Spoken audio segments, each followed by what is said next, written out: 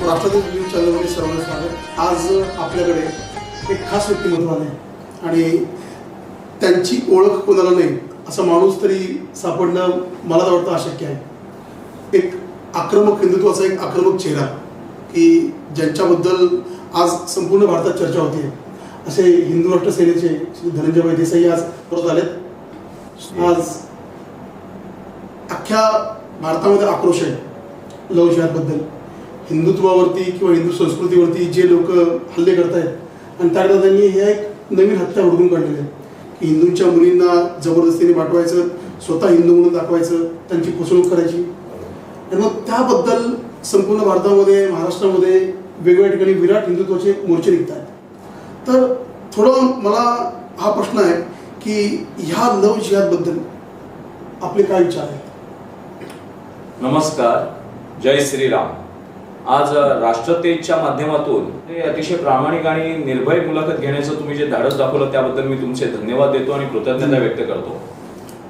राष्ट्रतेज शब्दशः राष्ट्रतेज आहे आणि अक्षरशः राष्ट्रतेज आहे, त्यामुळे ह्या दाहक विषयांना हात घालायची क्षमता कोणात नसते। व्यावसायिक विषय घेणं, भाडखाऊ विषय घेणं म्हणजे काहीतरी कुठून तरी घ्यायचं आणि पेड न्यूज ज्याला म्हणतात त्या दाखवणं हे कॉमन अजेंडा आहे। पण एखाद्या भीषण विषयाला हात घालणं आणि त्या भीषण विषयाला आपल्या न्यूज चॅनलच्या व्यासपीठावर घेणं हे एक दिव्य आहे आणि त्या दिव्यता दाखवण्याची क्षमता सामर्थ्य राष्ट्रतेज न्यूज चॅनलमध्ये असल्यामुळे मी त्यांना धन्यवाद देतो आणि मी तुम्हाला विचारलेल्या तुमच्या प्रश्नाला आता थेट उत्तर देतो। लव्ह जिहाद ही एक समस्या आहे का? तर लव्ह जिहाद हे परिणाम आहेत, पण समस्या इस्लामिक अतिक्रमण आहे।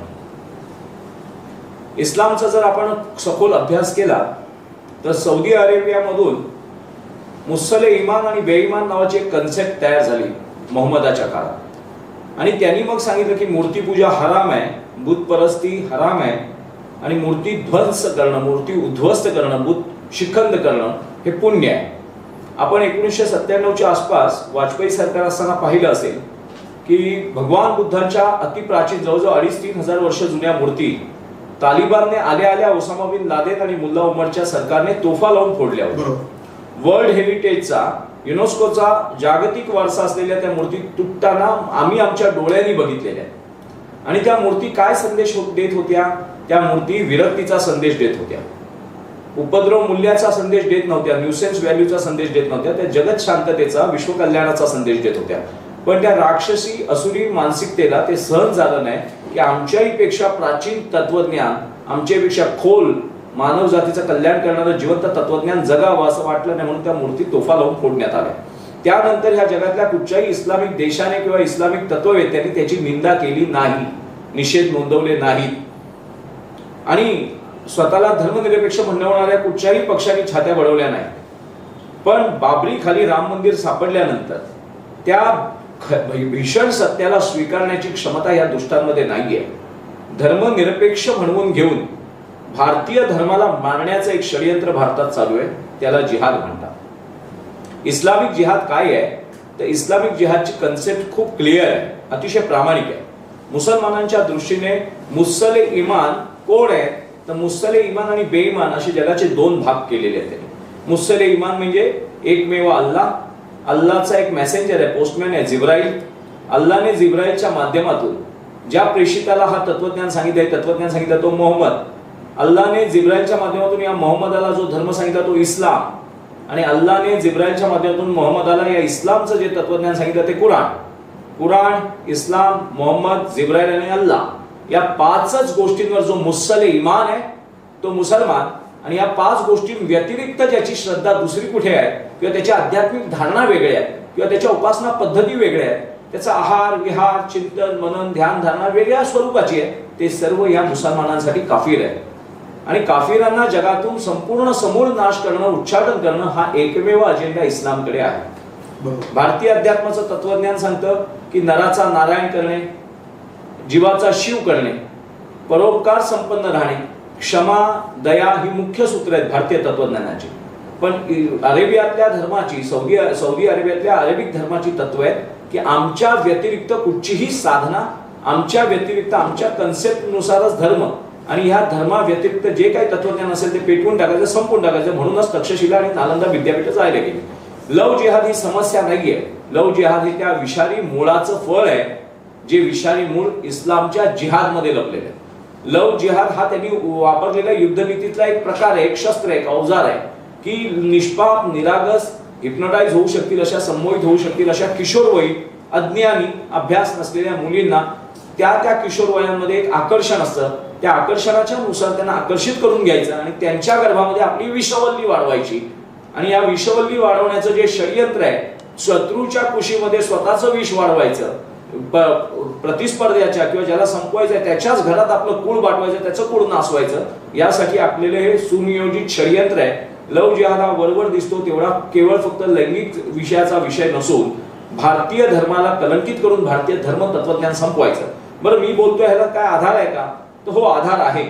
1947 साली भारताचा जो पाकिस्तान झालाय तो ह्या जिहादी वृत्तीने केलेला आहे.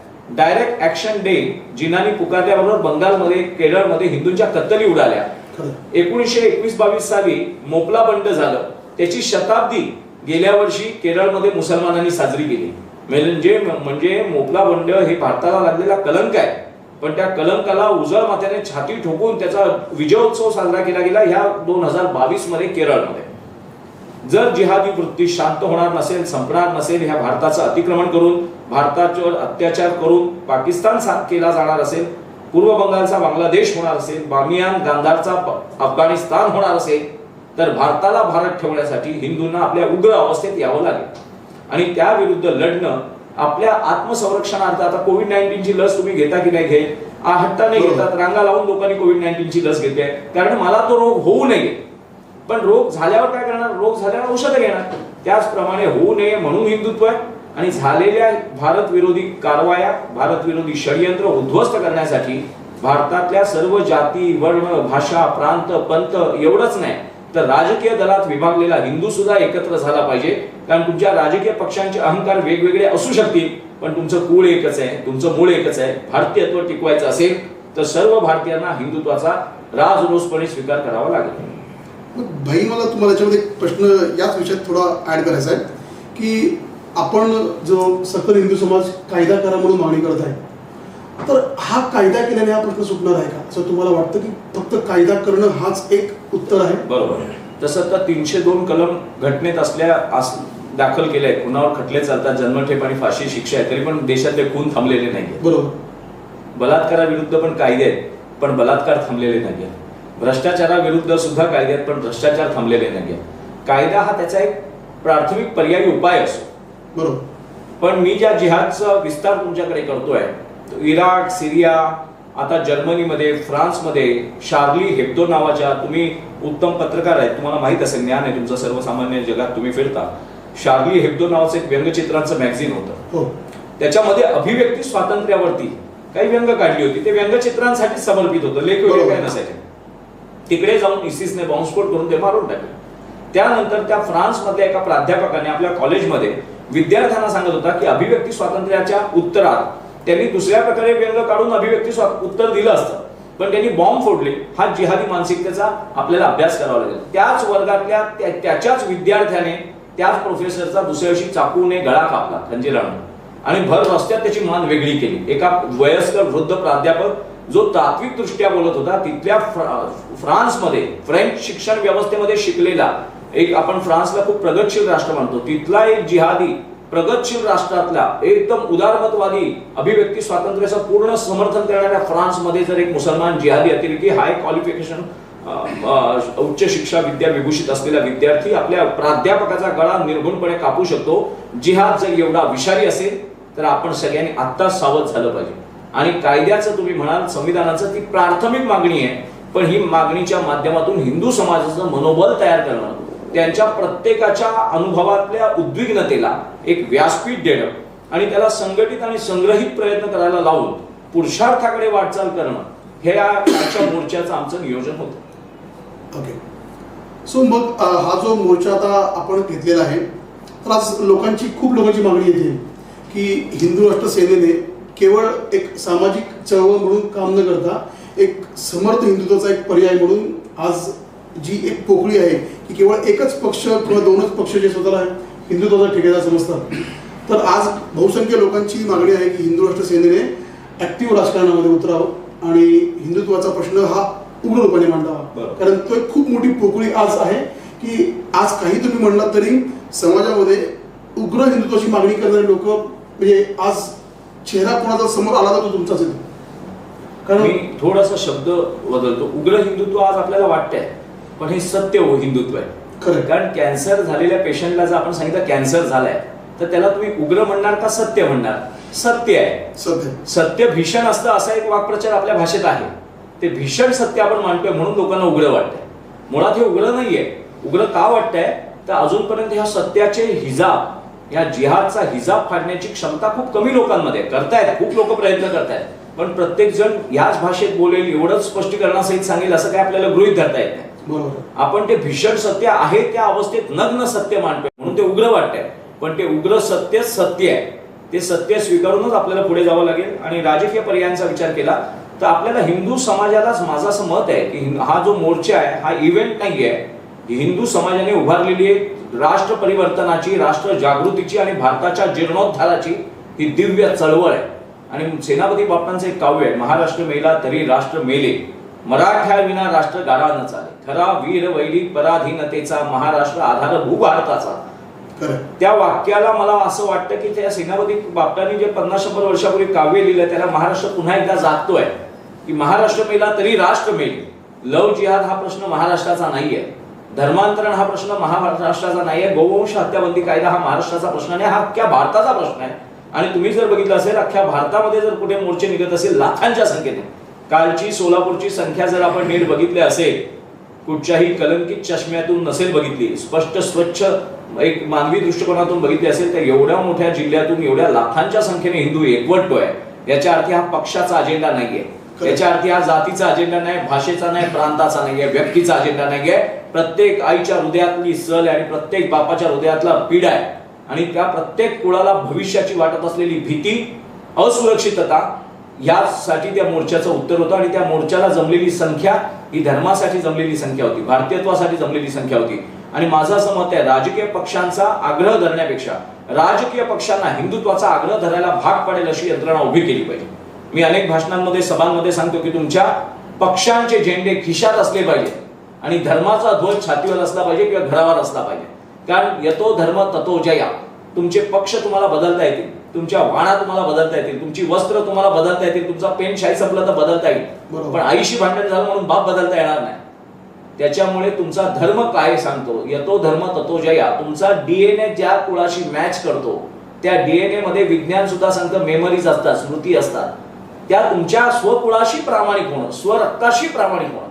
शिवरायांनी रायरेश्वरावर स्वतःच्या रक्ताचा अभिषेक केलाय, शिवलिंग निवडलंय त्याच्यासाठी. मग हे जे पोंगळ पंडित जे सांगतात धर्मनिरपेक्ष होते, छत्रपती शिवाजी महाराजांच्या काळात धर्मनिरपेक्षता ही शिवी होती. धर्मनिरपेक्ष असणं हा अपमान आहे, धर्म संपन्न असणं हे भूषण आहे.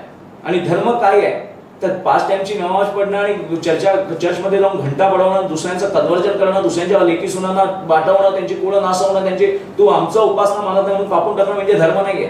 धर्म म्हणजे आत्म्यातून परमात्म्याचं मूळ सूत्र साधण्यासाठी केलेली योगिक शारीरिक क्रियेला धर्म म्हणतात. धर्म म्हणजे परतपीडा पाप मानणं, दया, क्षमा आणि शांतीला धर्म म्हणतात. पण जे अरेबिक धर्म तत्वज्ञान आलं आणि ख्रिश्चनिटी जी आली ते दुसऱ्यांवर अतिक्रमण करण्यासाठी आलं. भारतामध्ये बजाजीराजे निंबाळकर आणि नेताजी पालकरांचं छत्रपती शिवाजी महाराजांनी शुद्धीकरण केलंय. पण छत्रपती शिवाजी महाराजांच्या हातात राज्य आल्यानंतर त्यांनी कोणाचं धर्मांतरण केलं असे एकतरी इतिहासातला मला किस्सा तुम्ही शोधून दाखवा. किंवा पृथ्वीराज चव्हाणांनी कोणाचं धर्मांतरण केलं असं मला दाखवा. किंवा रामाने कृष्णाने कोणाला ते आणलं, बटिका ठेवल्या, रखिली ठेवल्या आणि त्यांच्यापासून आपली मुलं पैदा करत बसले असं एकतरी उदाहरण दाखवा. पण प्रत्येक यवनी म्लेच्छ मुस्लिम बादशाह हे परकीय राजसत्ता आहेत. त्या राजसत्ता आम्ही मानत नाही. अनभिषिक्त आणि अभिषिक्त दोन्ही सम्राट आमचे छत्रपती शिवाजी महाराज आणि महाराणा प्रताप गुरु गोविंद सिंह महाराज आहेत. घरात घुसलेल्या चोरांचा, दरोडेखोरांचा राज्याभिषेक चोरांनी केला तरी चोरांना राज्य मानता येत नाही. चोर तो चोरच आहे. आणि मुस्लिम राज्यकर्ते हे देशात घुसलेले दरोडेखोर होते, चोर होते. काश्मीर घाटीमध्ये 1990 मध्ये स्त्रियांची स्तनं कापल्या गेली, योन्यांमध्ये AK-47 गोळ्या घालण्यात आल्या. ती मुलं आज जिवंत आहेत आणि त्यांनीच त्यांच्या आयांची बघितलेली, बहिणीची बघितलेली भीषण विटंबना ते आजही सांगतायत. का तुम्ही काश्मीर फाईल बघून किती लोकांना इथे दुःख झालं. भारत उठेल, भारत जागेल या भीतीने धर्मनिरपेक्षतेच्या हिजाबमध्ये मी मुखवट्यामध्ये म्हणत नाही, मी हिजाबमध्ये म्हणतोय. कारण मध्यंतरी कर्नाटकमध्ये एक हिजाब नावाचं आंदोलन चालवण्यात आलं. होय. PFI popular front of India या देशद्रोही राष्ट्रद्रोही जिहादी दहशतवाद्यांनी एक योजनाबद्ध पद्धतीने कर्नाटकच्या शालेय शिक्षण संस्थांमध्ये जिहाद घुसवण्याचा प्रयत्न केला होता. ज्या मुलीचे व्हायरल फोटो हाफ चड्डी घालून स्लीवलेस घालून सगळे फोटो व्हायरल झाली होती, ती मुलगी हिजाबची मागणी करत होती. आणि कुठे जाताना? शाळेत जाताना. तर त्यांना भारताच्या शिक्षण व्यवस्थेमध्ये, कारण विद्यार्थ्याचा ड्रेस कोड तो विद्यार्थी आहे याची जाणीव राहावी, शिक्षकाला आणि त्याला स्वतःला विद्यार्थी आहे, पोलिसाचा ड्रेस कोड हा तो पोलीस आहे याची जाणीव त्याला स्वतःला आणि जनतेला राहावी, म्हणून ड्रेस कोड असतात, म्हणून गणवेश असतो. कुठच्या गणवेशात कोण आहे त्याच्यावरून त्याची मानसिकता सेट होते. मग ती मुलगी बुरखा घालून बसल्यानंतर तिच्या मनात मी मुसलमान आहे हे सतत राहिलं असतं आणि शिक्षक आणि इतर विद्यार्थ्यांच्या मनात पण ती मुसलमान आहे हे लक्षात राहिलं असतं. हा इस्लाम लादण्याचा भारतावरचा केलेला जिहादी प्रयत्न हाणून पडणारी सक्षम हिंदुत्ववादी यंत्रणा उभी करणं, ती कुठच्याही राजकीय पक्षाची बटीक न करता 100 कोटी हिंदूंच्या देशात हिंदू राष्ट्रवादाचं, हिंदू हिताचं राजकारण, हिंदू हिताचं अर्थकारण, हिंदू हिताचं समाजकारण हा हिंदूंचा नैसर्गिक अधिकार आहे. आम्ही जगातल्या कुठच्याही देशात हिंदू राष्ट्र व्हावं म्हणून मागणी करत नाहीये. भारत हिंदूंचा आहे. भारताचं आध्यात्मिक अस्तित्व, भारताची आध्यात्मिक सुरक्षितता, भारताची आर्थिक, भौतिक आणि सामाजिक रचना सुरक्षित राहावी याच्या आधी ज्या जिहादी वृत्तीने भारताचा पाकिस्तान केला, ज्यांनी भारताचा अफगाणिस्तान केला, ज्यांनी भारताचा बंगालचा बांगलादेश केला आणि ज्यांनी काश्मीर भारत पाकव्याप्त काश्मीर, आज पाकव्याप्त काश्मीरला ते आझाद काश्मीर म्हणतात, बरोबर, या चारही तुकड्यांना, भारताच्या विभाजनाला जी इस्लामिक जिहादी वृत्ती कारणीभूत आहे ती जिहादी वृत्ती संपवणं हे प्रामाणिक भारतीयाचं कर्तव्य आहे. आणि त्या प्रामाणिकपणासाठी 18 पगार जातीतला 12 बलुतेदार जाती, वर्ण, भाषा, प्रांत, पंथ, राजनैतिक दलात विभागलेला हिंदू स्वकुळाला घातक आहे. आणि जर तुम्हाला तुमचं कुळ आणि तुमचं मूळ टिकवायचं असेल तर राजकीय पक्षांचे आविर्भाव, अभिनिवेश सगळं बाजूला ठेवून आपल्या स्वरक्ताशी प्रामाणिक व्हावं लागेल, स्वकुळाशी प्रामाणिक व्हावं लागेल. सो मग भाई, याच्यामध्ये तुम्ही आता जो खूप छान तुम्ही समजून सांगितलं.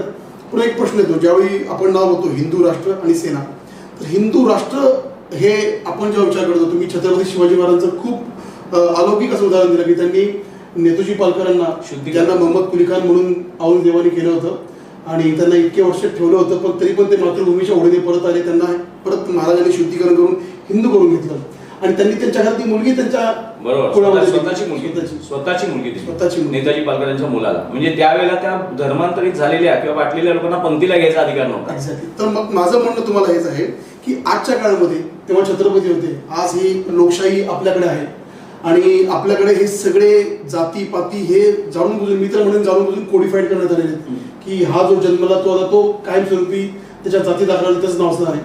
मग अशा वेळी ॲज अ एक हिंदू राष्ट्र सेनेचे तुम्ही राष्ट्रीय अध्यक्ष म्हणून की या जो चक्र आपल्या भोवती पसरलेलं आहे जातीपातीचं, तर ज्यावेळी आपण असं गृहीत धरू की तुमच्या पद्धतीने सत्ता येईल, तुमच्या मनातला हिंदू राष्ट्र उभं राहील, तर त्यावेळी ह्या जातीपातीतून या हिंदू धर्माला बाहेर काढण्याकरता तुमचा रोडमॅप काय असेल? मुळातच आहे ना, मी तुम्हाला सांगतो, हिंदू धर्म कधीच जातीपातीत नव्हता. तुम्हाला आठवत असेल रामायण काळामध्ये केवटाला बाजूला पंगत देऊन रामाने भूषवलेलं आहे, बरोबर. केवटांना माझा मित्र आहे आणि जेव्हा ते वसिष्ठांच्या आश्रमात गेले तेव्हा त्यांना बोलवलं की नाही, मी केवट आहे, मी शूद्र आहे. तेव्हा ते बोलले, अरे तू रामाचा मित्र आहेस, ज्याने रामाने तुला मित्र म्हटलंय, तुला शूद्र म्हणण्याची हिंमत कोणाची आहे? शबरीची बोरं रामाने उष्टी खाल्ली, हे सत्य आहे का? नाही. सत्य. मग जर शबरीची उष्टी बोरं आमचा परमेश्वर खात असेल तर कुठची जाती व्यवस्था, कुठची वर्णाश्रम व्यवस्था? आमच्याकडे स्वातंत्र्य होतं आचारसंहितेचं, राहणीमानचं. आमच्याकडे हट्ट नव्हता, आमच्याकडे आजही हट्ट नाही, कोणी कसं खावं, कोणी कसं राहावं, कोणी कसं प्यावं. आपल्या आपल्या आरोग्याला, साधनेला अनुकूल असावं. कफ, वात, पित्त या 3 प्रकृतींना स्थिर करून तुमची फिजिकल सायन्स बॅलन्स करण्यासाठी आहार पद्धती आखलेली होती. दुसरा विषय, आपण आपल्या भारताचा प्रमाण ग्रंथ भगवद्गीता आणि महाभारत आहे, रामायण आहे. त्या महाभारतामध्ये सत्यवतीशी लग्न कुणी केलेले आहे? शंतनूने केलेले आहे. शंतनू उच्चकुलीन राजा आहे आणि मत्स्यकन्या आहे. म्हणजे आजच्या ह्या इंग्रजी जन्म दाखल्यांच्या नुसार बोलायचं झालं तर त्यावेळेची ती शूद्र आहे. शूद्र, ओबीसी. हा, नाही ओबीसी नाही, बीसीच आहे, शूद्र आहे. हा, इतर मागासवर्गीय नाही. म्हणजे ह्या जातीय वर्गीकरणामुळे हा डाव जो इंग्रजी महानगरपालिकांच्या माध्यमातून जातींचे दाखले देण्यात आले, पूर्वी वर्णसंकर, जाती संकर झाल्याची अनेक उदाहरणं आहेत आणि ते भारत पण स्वीकारतो. महाभारताचं कुळच असं मानलं गेलंय की इथे योग्यता असणाऱ्याला राजपद दिलं जायचं, म्हणून धृतराष्ट्राला राजपद नाकारून पांडूला देण्यात आलं होतं. म्हणजे त्याचा वरिष्ठाचा अधिकार डावलून त्याच्या फिजिकल शारीरिक क्षमतानुसार तो अंध आहे म्हणून पांडूला दिलं गेलं पूर्ण क्षमता. तर सत्यवती आणि शंतनूचं लग्न हे महाभारतातलं जर सत्य असेल तर भारतातली जाती व्यवस्था ही कर्मानुसार विभागली जरी असेल तरी अनेकदा वर्ण आणि जाती संकट झाले होते, कोणाला काही आक्षेप नव्हता. राहिला विषय हिंदू राष्ट्राची रचना कशी असेल तर स्वकुळाचा शोध घेतल्यानंतर प्रत्येक जण, आता मी अनेकदा बघितलंय कोकणामध्ये सुतार आडनावाचे मुसलमान आहेत, त्यांचं आडनाव पांचाळ आहे, पांचाळ, आणि त्याच्याच बाजूला एक अर्धा किलोमीटरच्या आसपास सुतारांची वस्ती आहे. मग मी एका जुन्या वृद्ध माणसाला विचारलं की त्यांचंही आडनाव पांचाळ, तुमचंही आडनाव पांचाळ, तुम्ही हिंदू ते मुसलमान, ते कसं काय? बोले नाही ते काय मुसलमानांच्या काळात आमची लोक बाटवल्या गेली ना, ती बाजूला राहिली आणि आम्ही इथे राहिलो, ते आमच्याच पूर्वीचे बाटवलेली लोक आहेत. पण आज ते गोमांस खाऊन किंवा आता अरेबिक अजेंडा ऐकून स्वतःला अगदी अरबांचे वंश समजायला लागले आणि भारतात आपल्या कुळाविषयी विरोध सुरू केला. मी सावरकरांची पुस्तकं वाचली, स्वातंत्र्यवीर सावरकर, छत्रपती शिवाजी महाराज आणि डॉक्टर बाबासाहेब आंबेडकर ही माझी दैवत. सावरकरांच्या मोपल्यांच्या बंडामध्ये स्पष्ट उल्लेख आहे आणि ऐतिहासिक संदर्भ घेऊन केरळमध्ये हिंदू समाजात समुद्रबंदी होती पूर्वी, भारतात वैदिक धर्मात समुद्रबंदी होती, त्यामुळे बाहेर अरब आपल्याकडे यायचे व्यवसाय करायला, हबशी आपल्याकडे यायचे पण आपल्याकडे जायचे नाही. मग केरळच्या राज्य व्यवस्थेने तेव्हाचा विचार केला की घरातला एक मुसलमान मुलगा म्लेच्छ करायचा, यवन करायचा आणि त्याला व्यवसाय बंदी मोडून काढायची. 7 बेड्या होत्या ना, रोटी बंदी, बेटी बंदी, समुद्रबंदी, त्या समुद्रबंदी मोडल्याशिवाय व्यापार व्यवसाय होणार नाही. ते आपल्याकडे येतात, आपलं सगळं घेऊन जातात, पण आपले कोणीच तिथे जात नाही, आपल्याला ज्ञानच होत नाही त्याचं. मग काय केलं की केरळच्या राजाने प्रत्येक घरातल्या मोठ्या मुलाला मुसलमान धर्माची दीक्षा दिली. त्याचा हेतू फक्त एवढाच होता की व्यवसाय करता यावा. पण नंतर त्या मोपला म्हणजे मोठा भाऊ, त्या मोपल्यांच्या मुस्लिम झालेल्या मोपल्यांनी शेवटी स्वतःच्या सख्या चुलत बहिणींवर बलात्कार केले, कारण त्यांनी अरबांचे संस्कार घेतले. अरबांमध्ये चुलत बहीण ही सुद्धा शारीरिक संबंधांना अनुकूल असते. अरबांमध्ये सख्खी मावस बहीण चालते, सख्खी सावत्र बहीण सुद्धा लग्नाला चालते. त्यांच्यात वीर्याचं नातं न पाळता, आज शास्त्रीय दृष्ट्या बायोलॉजिकल सायन्सला तुम्ही विचारलं तर तुम्हाला सांगतील की डीएनए हा वीर्याशी संबंधित आहे. तिथे वीर्याचं नातं न पाळता ते म्हणतात 2 बायकांची दूध वेगवेगळी असली तर ती मुलं लग्न करू शकतात आपसात. आणि म्हणून व्ह्यूजिकल संतती निर्माण करण्याचं जास्तीत जास्त प्रोडक्शन हे अरबी देशामध्ये झालं. म्हणून आज तुम्ही इराक, सिरिया हे सगळे जर भाग बघितले, जर सौदी अरेबियाला अमेरिकेचं संरक्षण नसतं आणि समृद्धीचं संरक्षण भिंत नसती तर सौदी अरेबिया सुद्धा असाच धुमसत असतं. आज इराक, सिरियामध्ये कोण नाही भेटलं तर सिया आणि सुन्नी भांडत बसतात. भांडणं करणं, मारामाऱ्या करणं, खून करणं, दरोडे करणं, लुटालूट करणं हे अरेबिक संस्कृतीचा अजेंडा भारतात राबवला जातोय आणि तो भारतातून उच्चाटन करून आता हिंदू राष्ट्रवादाचा रोड मॅप काय असेल? रामाच्या काळात, कृष्णाच्या काळात, भगवान बुद्धांच्या, महावीर जैनांच्या काळात जो रोड मॅप होता तोच असेल. फक्त त्याच्यात नव्या सुधारणा अशा असतील की कुठचाही भेदाभेद न मानता स्वकुळानुसार. तुम्हाला सावरकर सांगतात की आंतरजातीय लग्न कशी होती तर शालीनता, शिक्षण एकत्र आलं, रूप, शिक्षण आणि शालीनता, तुमचे गुण, विचार आणि एकमेकाला दिसायला पटलात, आचरणात पटलात, विचाराने आणि आचाराने जर पटलात तर तुम्ही एकमेकांशी लग्न करू शकता. आपल्याकडे जी गोत्र नावाची सिस्टम होती, आता विज्ञान सांगते की तुमचे वधूवरांचं पहिलं रक्ताचं सॅम्पल घेत जा, जर सेम रक्त असेल, सेम ब्लड ग्रुप असेल तर लग्न केलं नाही पाहिजे, संततीमध्ये दोष येऊ शकतात. तेच गोत्राची सिस्टम आहे. गोत्र म्हणजे एकाच कुळाशी लाखो वर्षांपूर्वी बांधिलकी असेल आणि ती जर पुन्हा एकत्र आली तर चुकीची संतती निर्माण होऊ शकते. त्या संततीला शारीरिक आजार, व्याधी, रोग निर्माण होऊ शकतात. म्हणून भारताचं विज्ञान, पंचांग सुद्धा विज्ञानाच्या पेक्षा श्रेष्ठ ठरलेलं आहे. पंचांगानुसारच अमावस्या आणि पौर्णिमा येते, ग्रहगोलांची दिशा पंचांग अचूक सांगू शकते. आज नासा सुद्धा, जागतिक विज्ञान संस्था तुमच्या पंचांगाचा आधार घेत आहेत. तर हिंदू राष्ट्र कसं असेल? हिंदू राष्ट्र जाती, वर्ण, भाषा, प्रांतावर बांधलेलं नसेल. आपापल्या उपासना आणि आपापल्या साधनांचं पूर्ण स्वातंत्र्य असेल. कुणीही कुणाला उपद्रव करू शकणार नाही, कुणी कुणाच्या उपासना पद्धतीवर आक्षेप घेऊ शकणार नाही, कुणी कुठच्या राहणीमानावर आक्षेप घेऊ शकणार नाही. प्रत्येकाला आपल्या सत्सद विवेक संपन्न बुद्धीला दुसऱ्याला उपद्रव न करता आपली साधना साधता येईल असं सुरक्षित राष्ट्र हिंदू राष्ट्र असेल. सो मग हिंदू राष्ट्र ही जी संकल्पना आपण मांडतोय, मग या हिंदू राष्ट्र संकल्पनेमध्ये जे आत्ताचे परधर्मीय लोक आहेत किंवा जे अब्रामिक फेथला मानणारे लोक आहेत की जे भारतामध्ये बहुसंख्येने आहेत, एकेकाळी आपली जेव्हा फाळणी झाली तेव्हा 3% होते, आज ऑलमोस्ट परत 20-25% पोहोचलेले आहेत. तर मग हे मुसलमान, ख्रिस्ती हे जे परधर्मी लोक आहेत किंवा आपल्यामधीलच गेलेले जे नवबौद्ध झालेले आहेत की ज्यांच्यामध्येही आज हिंदुत्वाबद्दल किंवा हिंदू धर्माबद्दल आज आपण बघतो समाज माध्यमामध्ये की पराकोटीचा द्वेष आहे.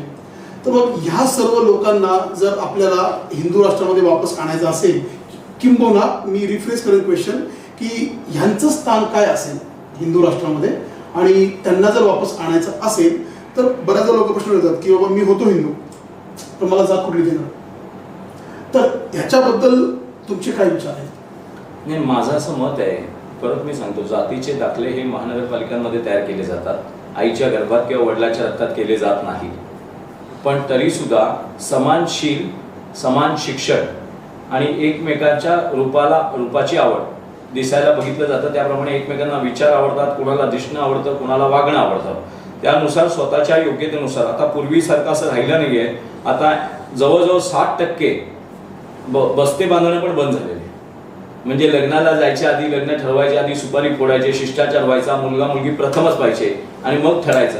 आता मुलगा मुलगीच ठरवून ठेवतायत लग्न आणि नंतर आईबाप बघायला येतात, नंतर ठरवण्याची ही समाज व्यवस्था बदलली आहे, रचना बदलली आहे. त्यामुळे कसं घेणार, कुठच्या जातीत घेणार हा हट्ट धरणं मला असं वाटतं की पुन्हा 200 वर्ष मागे नेतो आपण हिंदुत्वाला. मुळातच मी परत सांगतोय की त्यांचं शिक्षण, त्यांचे संस्कार, त्यांचं वागणं, त्यांचं एकमेकांशी मनोमिलन आणि मग लग्न. जर मनोमिलन झालं तर मी तुम्हाला आता सांगतो की आता जर तुम्ही झालेली लग्न बघत असाल तर त्यातली बहुतांशी लग्न, जवळजवळ 35-40% वर लग्न भारतात आंतरजातीय होत आहे. युपी, बिहार, राजस्थानला आपण जातीयवादाचे गड मानतो, तिथे सुद्धा सगळ्या सवर्ण शूद्रांची एकमेकांची लग्न होत आहे. कॉलेजमध्ये मुलगा मुलगी भेटतात, एकमेकाला आवडतात, ते परस्पर लग्न करून निघून जात आहेत आणि मुंबई पुण्यासारख्या महानगरात येऊन स्वतःचे संसार थाटतायत. आणि मग आपण बघतो ये ठाकुर काय, वो ब्राह्मण की, ये क्षत्रिय की है, वो चमार की है. मी स्वतः बघितलेले आहे. त्याच्यामुळे माझा विश्वास आहे अजून पुढच्या 50 वर्षामध्ये हिंदूंना कुठच्याही आचारसंहितेची गरज लागणार नाही. हिंदू स्वतः विवेकी असेल, तो स्वतःच्या योग्यतानुसार, शालीनतेनुसार, शिक्षणानुसार, शारीरिक सौंदर्यानुसार एकमेकाला आवडेल तशी लग्न करतील. त्याच्यावर खूप बंधनं टाकता येणार नाहीत. आणि राहिला प्रश्न, तर मगाशी मी तुम्हाला उदाहरण दिलंय की आमच्या कोकणामध्ये आम्ही बघितलेलं आहे की पांचाळ आडनावाचे मुसलमान आणि पांचाळ आडनावाचे हिंदू. आणि मी तिकडच्या हिंदूंना विचारल्यानंतर, तुमच्या प्रश्नाचं उत्तर मी मगाशीच दिलेलं आहे, त्या हिंदूंना विचारल्यावर त्यांनी सांगितलं मुसलमान आले ना आमच्या गावात तेव्हा बाटवले ना आमच्यातले, ते तिकडे राहतात आणि ते आमचेच पूर्वजांचे, पण ते बाटवल्या गेल्यामुळे तिथे राहतात. मग त्यांना हे माहिती आहे की आमच्यातलेच पूर्वजांचे बाटवल्या गेल्यामुळे. राजस्थानमध्ये एक जात आहे, पाकिस्तानच्या सीमेवर राजपूत मुसलमान आणि राजपूत हिंदू आहेत. पाकिस्तानमध्ये गेला तर राजपूत मुसलमान आहेत. मध्यंतरी युट्यूबला एका मौलानाची क्लिप व्हायरल झाली होती. त्या क्लिप मध्ये तो मौलाना सांगत होता की हमारे हर कब्र के ऊपर चौहान लिखा होता है क्योंकि हम पृथ्वीराज चौहान के वारिस हैं. म्हणजे त्यांच्या जातींना माहितीये की आम्ही कुठच्या जातीतून आलेलो आहोत कन्वर्ट होऊन. पाकिस्तानमध्ये सीमेवरती राजपूत मुसलमान आणि राजपूत हिंदू आहेत. आणि मजा अशी आहे की त्या दोघांमध्ये हिंदू पद्धतीने लग्न होतात. असं ते राजपूत मुसलमान झालेले आहेत, पण ते म्हणतात की आमचे पूर्वज राजपूत होते. त्याच्यामुळे त्या राजपूत कुळातल्या हिंदू मुलींशीच लग्न त्यांची होतात आणि मुसलमानांच्या राजपूत घराण्यातल्या मुली राजपूत हिंदू घराण्यांना दिल्या जातात. हे आजचं सत्य आहे विद्यमान परिस्थितीचं. तर जे बाटलेल्या मुसलमानांना स्वतःच्या पूर्वीच्या जाती सगळ्यांना माहिती आहेत. मध्यंतरी काशी विश्वनाथाच्या शिवलिंगावर वाद झाल्यानंतर अयोध्या आणि काशीमधल्या मुसलमानांच्या मुलाखती घेण्यात आल्या, तेव्हा ते बोलले, स्वतः मुसलमान बोलत होते की केवल ये मंदिर और ये शिवालय तोड़े नहीं गए, हमारे पुरखों के धर्म को भी भ्रष्ट किया गया. हमारे ऊपर यह शिवलिंग के ऊपर दरगाह बना दी गई मस्जिद और हमारे ऊपर टोपी पहनाई गई, हमारा खतना कर दिया गया, हम भी हिंदू है, हमें वापस ले लो. असा बोलणाऱ्या मुसलमानांचं स्वागत आहे. जे स्वतःच्या कुळाशी, रक्ताशी प्रामाणिक आहेत, भ्रष्ट झालेल्या इतिहासाला ज्यांना स्वच्छ करायचं आहे आणि पुढच्या पिढ्यांकडे आपल्या कुळाचा वारसा द्यायचा आहे, अरबांचा, तुर्कांचा, तालिबान्यांचा वारसा ज्यांना द्यायचा नाहीये, ते मुसलमान जे हिंदू आपल्या कुळात यायला आग्रही आहेत, त्यांचा स्वागत सत्कार करून, सन्मान करून, त्याचे पाय धुवून आम्ही हिंदू धर्मात घेऊन त्यांची शुद्धी करू आणि त्यांच्या योग्यतेनुसार त्यांच्या सगळ्या समाज व्यवस्थेला आमच्या गर्भात, आमच्या पोटात धारण करू. पण अजमल कसाब आणि अफजलपूरचे पोशिंदे होऊन नाराय तकबीर अल्लाहू अकबर, गजवा हिंद करके रहेंगे, अफजल हम शर्मिंदा है, तेरे कातिल जिंदा है, बाबरी की शहादत को भूलेंगे नहीं, राम मंदिर तोड के रहेंगे, ह्या घोषणा देणारे देशद्रोही आमचे शत्रू आहेत. ते माझे व्यक्तिगत शत्रू नाहीये, ते भारताचे शत्रू आहेत. भारताला संपू पाहणाऱ्या अकबराचे, अरबाचे, तुर्कांचे लाड करणारे. आणि अरब निघून गेले, पण अरबांनी नासवलेली, बाटवलेली, भ्रष्ट झालेली पिलावळ भारत बाटवू पाहत असेल तर त्या भारत बाटवणाऱ्या पिलावळीला विरोध करणं, त्यांचा नायनाट करणं, नामशेष करून माझ्या पुढच्या वंशाकडे सुरक्षित भारत सुरक्षित पाकिस्तान म्हणत नाहीये मी, सुरक्षित बांगलादेश म्हणत नाहीये मी, सुरक्षित अफगाणिस्तान म्हणत नाही मी, सुरक्षित भारत म्हणतोय. उरलेला भारत आहे तसा त्याही पेक्षा चांगला, शुद्ध, सुरक्षित, स्वच्छ आणि स्वतःच्या इतिहासावर गौरव करणारा भारत मला पुढचा निर्माण करायचा आहे. त्याच्यामुळे राजकीय पक्षांचा मी राजकारणात उचलण्याचा हट्ट धरण्यापेक्षा जे राजकारणात आहेत त्यांना हिंदुत्वाचा हट्ट धरायला लावणं हा माझा कर्तव्याचा भाग आहे. म्हणजे काय होतं, अनेकदा राजकीय महत्वाकांक्षा भडकल्यामुळे एकमेकांवर, आता आपण शिवसेनेची अवस्था बघितली. ज्या शिवसेनेने 2.5 वर्षापूर्वी उद्धव ठाकरेंच्या मुख्यमंत्री पदाच्या नेतृत्वामध्ये नवाब मलिकला राजकीय संरक्षण दिलं. मुंबईमध्ये याकूब मेमनला फाशी झाली, आपल्या सगळ्यांना माहिती. याकूब मेमन 1993च्या बॉम्बस्फोटाला भीषण, भयंकर, नीच, दुष्ट अतिरेकी, हरामखोर अतिरेकी, त्याला जेवढ्या शिव्या घालता येतील तेवढ्या घातल्या पाहिजेत, ती कुळं नष्ट झाली पाहिजे. त्या हरामखोर अतिरेक्याच्या प्रेत यात्रेला जनाजा म्हटलं गेलं आणि 3 लाखाच्या वरती तिथे मुसलमान तरुण नाराय तकबीर अल्लाहू अकबर, नाराय तकबीर अल्लाहू अकबर ह्या ज्या घोषणा देत उजळ माथ्याने छाती ठोकून जे निघाले होते ते याकूब मेमनचे समर्थक, म्हणजे मुंबई बॉम्बस्फोटाचे समर्थक होते. ते याकूब मेमनच्या ध्येयाचे समर्थक होते, याकूब मेमनच्या भारताच्या इस्लामीकरण करण्याच्या लक्ष्याचे समर्थक होते. ते सगळे याकूब मेमनपेक्षा जास्त धोकादायक आहेत, कारण तो समाज म्हणून या राष्ट्राला पोखरतोय. एक याकूब मेमन मारून आपण सुखी होऊ शकत नाही, शांत होऊ शकत नाही, समाधानी होऊ शकत नाही. त्याचं जे उदात्तीकरण केलं गेले आणि त्या उदात्तीकरणासाठी ज्यांनी समर्थन दिलंय, शक्ती दिली आहे, त्याचा जनाजा काढलाय. त्याच्याच विरुद्ध केरळमध्ये एपीजे अब्दुल कलाम साहेबांचा मृत्यू झाला होता, तेव्हा त्यांचा जेव्हा अंत्यविधी चालू होता, हातावर बोटावर मोजता येतील एवढेच तिथे प्रमुख पाहुणे होते, पण हिंदू व्हीआयपी होते. पण एक पण इस्लामिक समाज संघटना तिथे नव्हती, कारण त्यांच्या दृष्टीने एपीजे अब्दुल कलाम काफिर होते, कारण ते भगवद्गीतेचे समर्थक होते. एपीजे अब्दुल कलाम सांगतात की माझं रक्त, माझा धर्म, माझं कुळ भगवद्गीतेने पोचल्या गेलेलं आहे. आणि त्यांच्या मुसलमान जिहाद त्यांच्या दृष्टीने ते काफिर आहेत, कारण ते भगवद्गीतेचा पुरस्कार करतात. आणि मग त्या एपीजे अब्दुल कलामांच्या एक राष्ट्राध्यक्ष, राष्ट्रपती राहिलेल्या महापुरुषाच्या इथे कोणी गेलं नव्हतं, पण देशद्रोही असलेल्या याकूब मेमनच्या प्रेतयात्रेला सगळे उतरले होते. तर ही जी पिलावळ उजळ मात्याने छाती ठोकून सीएच्या विरोधात, एनआरसीच्या विरोधात उतरते आणि या भारताचा इस्लामीकरणाचा अजेंडा छाती ठोकून उजळ माथ्याने गाजवते, राबवते, त्याला जर आज विरोध केला गेला नाही, माझ्या राजकीय अस्तित्वाशी मला काहीच घेणं देणं नाही, पण भारताचं राजकीय अस्तित्व सुरक्षित राहिलं पाहिजे, हा माझा अजेंडा आहे. मी खासदार हो, आमदार हो, नगरसेवक हो, मी ग्रामपंचायतीमध्ये जावं असं कुठची अभिलाषा न ठेवता 100 कोटी हिंदूंनी हिंदू राष्ट्रवादाचा उजळ माथ्याने पुरस्कार करणारी राजकीय व्यवस्था या देशात निर्माण व्हावी म्हणून स्वतःचं सर्वस्व देण्याची आज तयारी ठेवायची. आणि तुम्हाला सर्वस्व द्यायचंच नाहीये, तुम्हाला धर्मवीर संभाजी महाराजांसारखा कातडी सोडून डोळे फोडून घ्यायचेच नाहीये, तुम्हाला स्वातंत्र्यवीर सावरकरांसारखा कोलू खेचायचाच नाहीये, तुम्हाला हुतात्मा राजगुरूंसारखं, भगतसिंहासारखं, सुखदेवांसारखं फासावर जायचंच नाही. पण तुम्हाला तुमच्या जातीच्या बाहेर, प्रांताच्या, पंथाच्या, पक्षाच्या बाहेर पडून धर्माधिष्ठित राजकारण करण्याचा आग्रह धरणं एवढंच मतदानाच्या माध्यमातून करायचं. आणि इतकं सोपं काम सध्या हिंदूंना आहे. कलियुगात जसं सांगितलं जातं की साधना सुखर आहे, द्वापर युगात, त्रेतायुगात लाखो वर्ष बसून साधना करावी लागायची, तसं कलियुगात फक्त नामसाधन आहे, तशी आजच्या युगात फक्त मतदान साधन आहे. तुम्ही जर हिंदू हितासाठी मतदान केलं आणि तुमच्या राजकीय लोकांना कळलं की हिंदूंच्या विरुद्ध घेतलेला पवित्रा आपलं राजकीय पतन घडवून आणतो, सामाजिक पतन घडवून आणतो, सगळे राजकारणी उद्यापासून हिंदुत्ववादी झालेले असतील. म्हणून हिंदूंना हिंदुत्ववादी करणं, हिंदूंना हिंदू राष्ट्रवादी करणं. मग अशी तुम्ही बुद्धांचा प्रश्न विचारला, तर बुद्धांच्या प्रश्नाला माझं एकच उत्तर आहे की सर्व बुद्ध ओम मणी पद्मे हुम हा बीज मंत्र आहे. ओम मणी पद्मे हुम. जर ओंकार पासून सुरू झालेल्या सर्व साधना एक असाव्या. शिखांचा मंत्र आहे एक ओंकार तस्री अकार. सर्व जैनांचे, बुद्धांचे, शिखांचे, वैदिकांचे, वैष्णवांचे, शाक्तांचे, शैवांचे, लिंगायतांचे सर्व मंत्र ओम पासून सुरू होतात. आणि आज विज्ञान सुद्धा सांगतो खगोलीय पोकळीमध्ये जो ब्रह्मध्वनी उमटतोय तो ओम आहे. त्या ओमशी संबंधित असलेल्या सर्व साधना भारतीय आहेत आणि त्या सर्व भारतीयांनी विदेशी शक्तींच्या षडयंत्राला बळी पडून आमची चूल वेगळी आहे म्हणून आपल्या स्वकुळावर घाव करू नये. बुद्धांमध्ये काही, बुद्ध चळवळीमध्ये काही, बुद्धांमध्ये नाही, काही बुद्ध नेत्यांमध्ये एक संभ्रम निर्माण झालाय की मी जर टिंगल टवाळी निंदा नालिस्ती केली हिंदूंची तर मला शत्रुपक्ष सहकार्य करतोच. मुसलमान, ख्रिश्चन, कम्युनिस्ट हे सहकार्य करतात. मग कुठेतरी विधान परिषदेत जाईल, विधानसभेत जाईल, कुठेतरी लोकसभेत जाईल. पण आता ती सगळी स्वप्न सगळ्यांची उद्ध्वस्त होणार आहेत, कारण आमचा महार, आमचा बुद्ध, आमचा जैन, आमचा चर्मकार, आमचा मराठा, आमचा ब्राह्मण, आमचा मातंग, आमचा ढोर, आमचा चर्मकार, आम्ही एक झालोय आमच्या कुळाशी आणि आमच्या मुळाशी. प्रत्येकामध्ये सत्सद विवेक बुद्धी जागृत झालेली आहे. चर्मकार समाज ज्या जांबुवंत ऋषींची साधना करतो ते जांबुवंत रामाचे मंत्री आहेत. शबरी ज्या भिल्लांची आम्ही पूजा करतो त्या शबरीची उष्टी बोरं रामाने खाल्लेली आहे. त्याच्यामुळे जात पात वर्ण भाषा आम्ही खोडून मोडून टाकलेलं आहे. हिंदू राष्ट्रवाद हा आमचा मुळाचा प्रश्न आहे. फांद्यांचे अहंकार जपायचे नाहीये. फांद्या तेव्हा जातील जेव्हा मूळ जिवंत राहतील. तर मूळ जगवणं, मूळ पोषणं हे हिंदू राष्ट्र सेनेचं कर्तव्य आहे आणि कार्यक्रम आहे.